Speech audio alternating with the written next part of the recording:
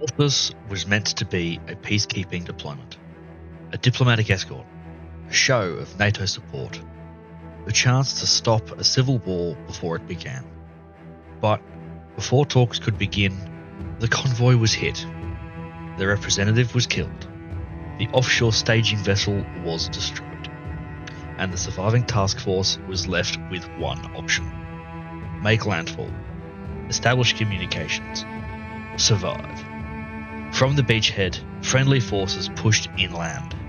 They linked up with remnants of the old Altus army, and together they formed a group to survive against the odds.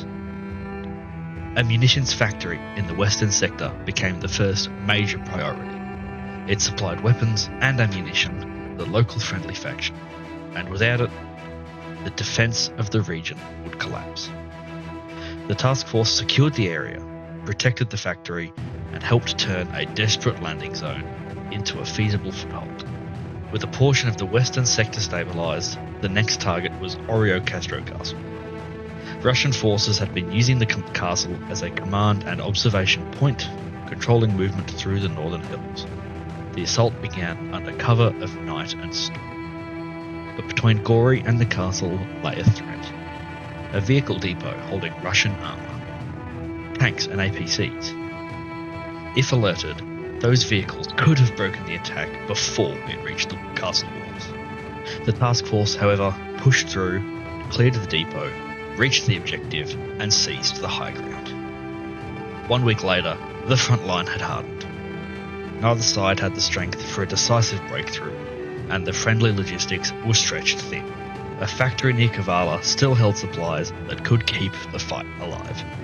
The mission was not to capture ground. It was to punch a gap through the Russian line, reach the factory, retrieve supplies, and withdraw before Russian reserves could close the breach.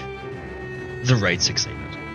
The supplies were recovered, the line held, but Russian control around Kavala remained strong.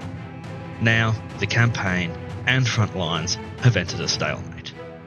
Friendly forces hold the northwest. Russian forces hold the rest. Both sides have probed the hills and valleys around Gori and Orio Castro, but neither has broken through. The threat doesn't lie on the ground, but in the skies, where the Russians still hold a complete advantage. Their aircraft, drones, and helicopters continue to harass friendly positions, disrupt supply routes, and strike exposed units before they can maneuver. Without air assets, every movement is exposed. Every convoy is vulnerable.